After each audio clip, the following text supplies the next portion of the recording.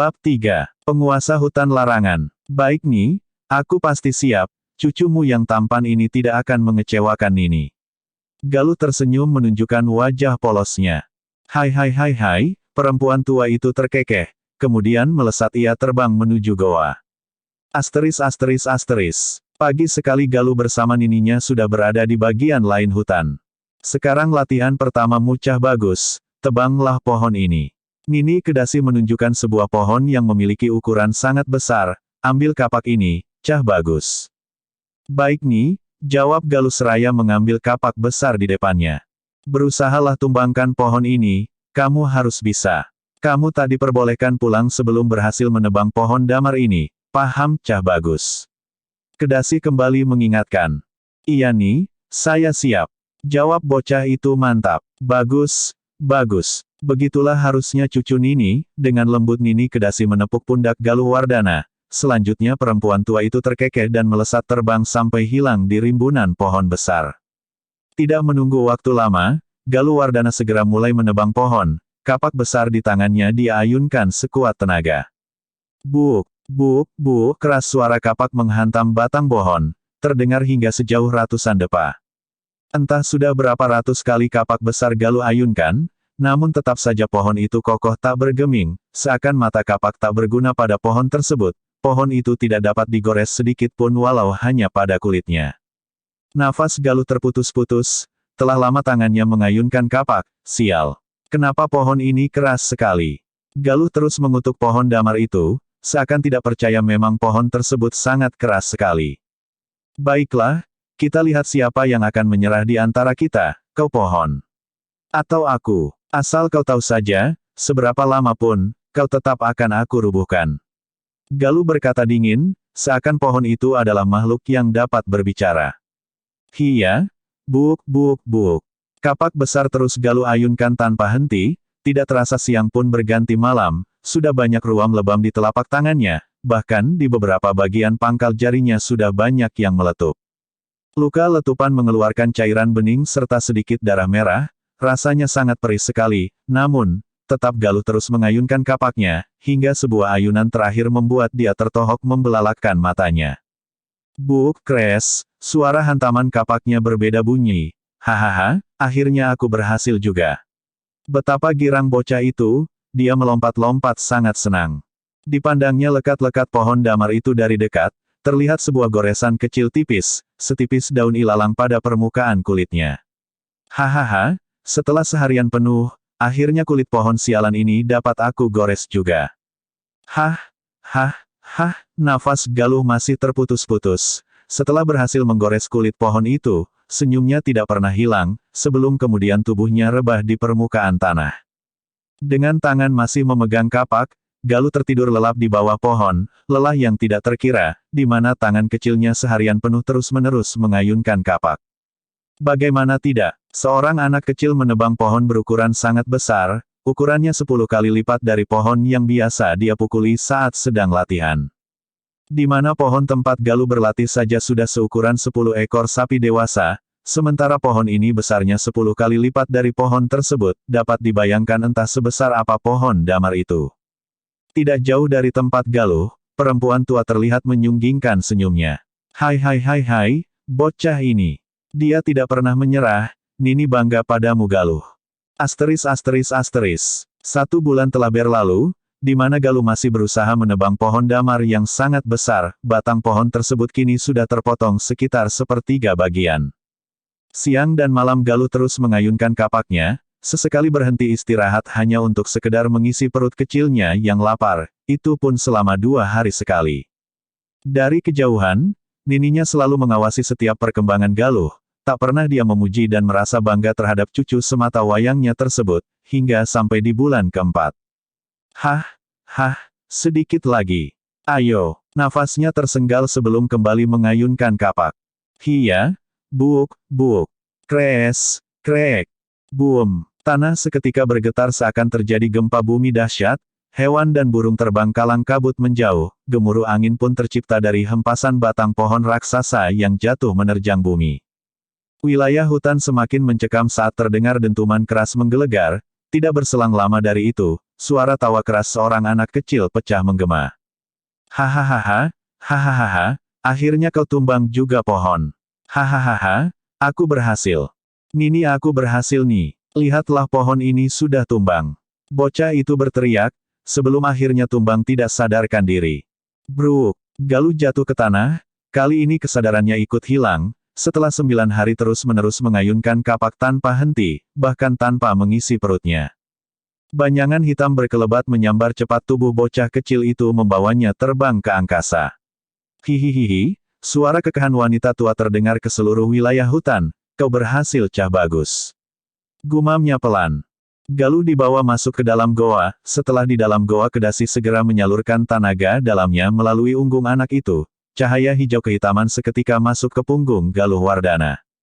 Beberapa tarikan nafas berikutnya, wajah Galuh kembali terlihat segar, namun tetap masih dalam keadaan tidak sadar, kedasi sengaja membuat anak kecil itu beristirahat lebih lama. Uhuk, kedasi terbatuk setelah beberapa saat menyalurkan tenaga dalam. Uhuk, dia kembali terbatuk, darah hitam beberapa kali dimuntahkan dari mulutnya. Hai, sepertinya waktuku tidak banyak lagi Cah Bagus, Nini tidak akan lagi bisa terus mendampingimu. Gumam kedasi lirih. Kembali terkekeh perempuan itu, kini raut wajahnya rumit menggambarkan kesedihan mendalam, tidak terasa, setetes air matanya jatuh ke tanah. Tidak kusangka, racunmu akhirnya akan dapat membunuhku Kakang, lanjutnya bergumam. Kau tentu akan senang bukan? Karena dendammu padaku akan segera terbayar, selanjutnya kedasi tenggelam pada lamunan masa lalu. Kedasi, dasar kau wanita iblis. Sekarang akan tamat riwayatmu di sini. Tidak akan aku biarkan wanita iblis sepertimu terus hidup di dunia, seorang lelaki gagah tengah berdiri di hadapannya. Hahaha, besar juga sesumbarmu Kakang. Mari buktikan, kalau kau benar bisa membunuhku, tentunya aku akan senang sekali bisa mati di tanganmu, dengan sorot tatapan tajam Nyi Kedasi tanpa keraguan. Walaupun kau merupakan adik seperguruanku, aku tidak akan sungkan melenyapkanmu wanita iblis. Lelaki itu berkata penuh amarah. Saka adalah lelaki berparas tampan dan gagah, dia memiliki ilmu kanuragan yang sangat tinggi, hingga dijuluki pendekar cakra mandala. Saka memiliki senjata berupa cakram yang memiliki sisi tajam bergerigi, seorang tokoh dunia persilatan dari golongan putih yang tidak diragukan lagi kesaktiannya, bahkan dia termasuk 10 orang terkuat di wilayah daratan Andalas. Andalas adalah sebuah daratan terbesar di wilayah benua Malaka. Terdapat 8 benua yang terhampar di dunia ini, termasuk benua Malaka salah satunya. Benua Malaka terdiri dari 5 kepulauan yang biasa disebut dengan daratan, setiap kepulauan memiliki luas yang berbeda-beda, dan daratan terluas dari kelima kepulauan itu adalah Pulau Andalas. Di daratan Andalas terdapat 4 kekuasaan besar, di mana mereka menguasai beberapa kerajaan menengah dan kerajaan kecil. Wilayah timur daratan Andalas dikuasa oleh Kerajaan Pasai, sebagai salah satu dari 4 kekuasaan besar. Sementara wilayah barat dikuasai oleh Kerajaan Swasekerta, selatan dikuasai oleh Kerajaan Papaji, dan terakhir di wilayah utara dikuasai oleh Kerajaan Maladewa, sebagai penguasa terkuat di daratan Anadalas. Bab 4. Setan Pemetik Bunga. Kedasi adalah adik seperguruan Saka, mereka berdua merupakan murid dari Resi Purnawisesa, seorang petapa sakti yang bijak.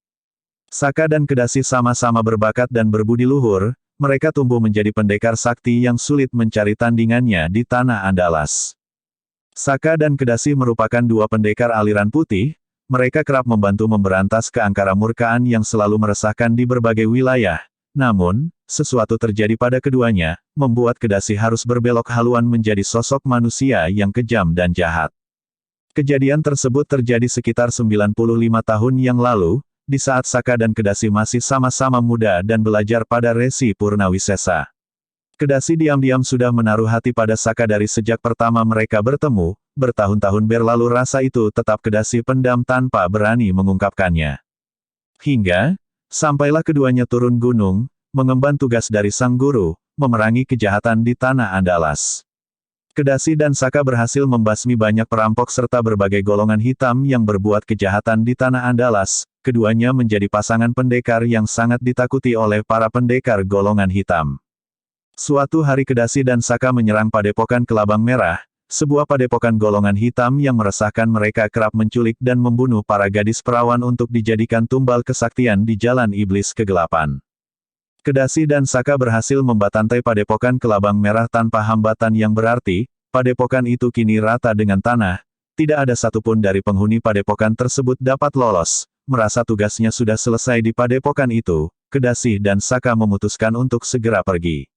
Namun, langkah mereka terhenti saat terdengar samar suara meminta tolong. Segera Kedasi dan Saka mencari asal suara tersebut. Sungguh di luar dugaan, ternyata terdapat sebuah ruang bawah tanah di padepokan itu. Ruang tersebut adalah penjara bawah tanah yang dipakai untuk menyekap para korban mereka sebelum akhirnya ditumbalkan. Keduanya terkejut bukan buatan, saat menemukan 10 orang gadis yang masih hidup dalam penjara tersebut. Kondisi mereka sangat memprihatinkan. Para gadis itu terbaring lemas di lantai penjara, pandangan mereka kosong dengan tubuh kurus sebagai tulang dibungkus kulit, kemungkinan sudah sekitar 3 minggu tidak diberi makan dan minum. Saka bersama Kedasi segera mengeluarkan mereka dengan hati-hati, kemudian memberikan pertolongan pada 10 gadis tersebut dengan menyalurkan tenaga dalam. Satu persatu para gadis itu mulai membaik.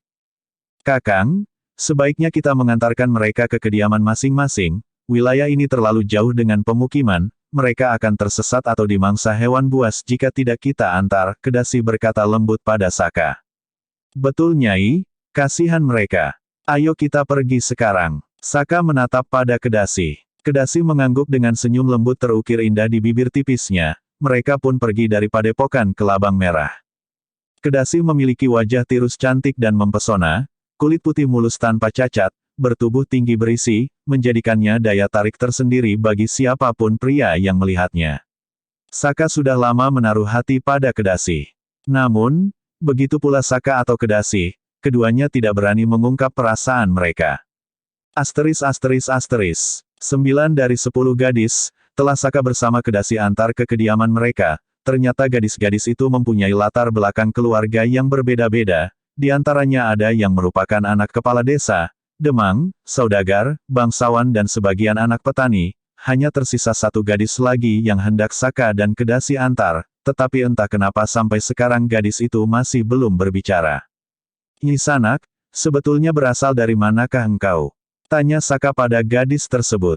Berbeda dengan yang lain, gadis itu lebih pendiam, parasnya cantik memiliki tubuh semempai, jika diperhatikan lebih teliti, sepertinya dia seorang anak bangsawan, dapat dilihat dari penampilan dan pakaian yang dia kenakan, sangat berbeda walau memang sudah terlihat lusuh. Anu Tuan Pendekar," jawab gadis tersebut terbata, kondisinya masih terguncang akibat penculikan kelabang merah. "Panggil saja aku Saka." Saka berkata singkat. Aku berasal dari Kerajaan Mandau Pendekar." "Kerajaan Mandau." Saka mengerutkan kening. Saka tidak mengetahui letak kerajaan tersebut, belum lama dia turun gunung, hingga tidak mengetahui letak semua wilayah, berbeda dengan adik seperguruannya Kedasi. Dahulu dia berasal dari kota besar, sementara Saka adalah anak seorang petani jauh di ujung perbatasan wilayah kerajaan. "Apakah Nyai mengetahui letak kerajaan Mandau?" diliriknya pendekar wanita cantik yang berada tepat di sisi Saka. "Aku tahu Kakang, kerajaan Mandau adalah kerajaan menengah di bawah kekuasaan kerajaan Maladewa, letaknya di sebelah utara kerajaan Kuntala," jawab adik seperguruannya jelas. "Begitu ya, ternyata cukup jauh juga, dengan berjalan kaki mungkin membutuhkan waktu sekitar 2 minggu dari sini." Saka cukup tahu letak kerajaan Kuntala karena dia berasal dari perbatasan kerajaan tersebut. "Betul Kakang," jawab Kedasi dengan senyum lembutnya. Sebetulnya ada sesuatu yang saat ini Kedasi pikirkan, namun ragu untuk mengatakannya, tapi dengan terpaksa Kedasi coba untuk bicara. Kakang, jika Kakang berkenan, aku hendak menemui Eyang Guru terlebih dahulu, ada hal yang ingin aku tanyakan kepada beliau." "Bisakah Kakang mengantar gadis ini sendiri ke wilayah kerajaan Mandau?" tanya Kedasi. "Tidak apa Nyai, jika kau berkenan demikian, tunggu saja aku di tempat Enyang Guru, urusan ini biar Kakang saja yang selesaikan, nanti setelah mengantarkan dia, Kakang akan segera menyusul Nyai ke sana." Jawab Saka seraya tersenyum, entah apa yang menjadi beban pikiran Kedasi tetapi Saka coba mengerti. "Baiklah Kakang, kalau begitu aku tunggu di tempat Enyang ya. Cepatlah kembali, ada sesuatu yang ingin aku bicarakan padamu." ujar Kedasi, setelah itu Kedasi melesat terbang ke angkasa. Jangan lupa Kakang cepat pulang. Dari atas Kedasi berkata, tidak lama wujudnya hilang dari pandangan Saka. Tentu Nyai, aku akan segera kembali, gumam Saka di dalam hati, tersungging senyum bahagia di wajahnya. Bagaimana tidak, sudah dari jauh hari Saka berencana akan meminang Kedasi, namun tidak pernah ada waktu yang tepat, mungkin jika di tempat gurunya akan lebih baik, dan dapat langsung meminta restu pada Resi Purnawisesa. Ayo Nyi Sanak, kita berangkat. Ajak Saka pada gadis di belakangnya. Sampurasun enyang, di depan gubuk sederhana Kedasi berlutut. Rampes Ndo, loh kakangmu kemana? Bertanya lelaki tua parubaya di hadapannya. Anu enyang guru, Kakang Saka sedang mengantarkan orang yang berhasil kami selamatkan dari padepokan ke Labang Merah, turur Kedasi singkat. Saya sengaja pulang lebih dahulu menghadap enyang guru, ada sesuatu yang ingin saya sampaikan kepada enyang, sambung Kedasi. Lelaki tua di depannya terlihat mengangguk, seraya tangan tidak pernah berhenti mengelus jangkut panjangnya yang sudah memutih. Ada apa Ndo? Lanjut pria tua itu bertanya. Anu Eyang, sudah lama saya mencintai Kakang Saka, kini saya dan Kakang Saka sudah sama-sama dewasa, bagaimana menurut Eyang? Kedasi bertanya malu-malu. Ternyata memang sudah dewasa murid Eyang, sejak dulu Eyang sudah melihat adanya bibit cinta di antara kalian berdua, jika itu memang baik untuk kalian, maka Enyang yang tua ini tentu bahagia, restu Eyang akan bersama kalian, jelas Resi Purnawisesa. Segera Kedasi memeluk kaki Pak tua itu. Terima kasih banyak Enyang guru. Kedasi menangis di bawah kaki Resi Purnawisesa. Dengan perasaan bahagia ternyata menunggu itu sesuatu yang sangat lama bagi Kedasi, dia tidak sabar ingin segera bertemu kakak seperguruannya. Kini dibayangkannya oleh Kedasi, sebuah surga kebahagiaan tiada taraf, impian yang selama ini dia pendam, tidak lama lagi akan jadi kenyataan, bahkan Kedasi sudah membayangkan memiliki keluarga sederhana. Melahirkan banyak anak, mendidik dan menjadikan mereka pendekar sakti berbudi luhur. Namun, lamunan itu akan segera sirna, karena sesuatu yang akan terjadi pada kakak seperguruannya. Saka sudah berjalan selama 8 hari bersama gadis dari kerajaan Mandau, tidak terasa kedekatan di antara mereka pun terjalin. Gadis tersebut bernama Arumi Sri Andini, yang ternyata merupakan putri tunggal dari Raja Kerajaan Mandau. Sedikit terkejut Saka dibuatnya, tidak pernah dia sangka, kenapa bisa seorang putri raja dapat menjadi korban penculikan golongan hitam, tetapi semua itu tidak terlalu Saka pikirkan, karena dalam pikirannya hanya terbayang kediaman gurunya, ada gadis cantik yang dengan setia sedang menunggunya di sana. Nyai, kita istirahat di sini, sangat berbahaya jika melakukan perjalanan di malam hari, Saka berkata, dia segera membuat api unggun untuk menghangatkan badan. Baik Kakang, jawab Putri Arumi, seraya tersenyum lembut pada Saka. Wajahnya begitu merona di saat malam. Tunggulah di sini sebentar, Kakang akan mencari makanan dulu ke dalam hutan, tidak perlu takut ini hanya sebentar.